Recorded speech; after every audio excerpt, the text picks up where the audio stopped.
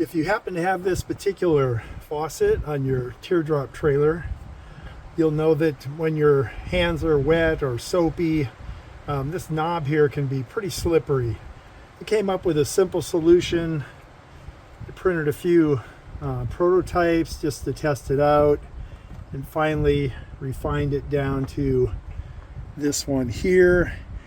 It has some pretty serious teeth, and it's also textured, and it's made out of a stretchy 3D printed material, so it just slips over the knob like a rubber band, like so, and then gives you all kinds of grip here on the end of the faucet knob.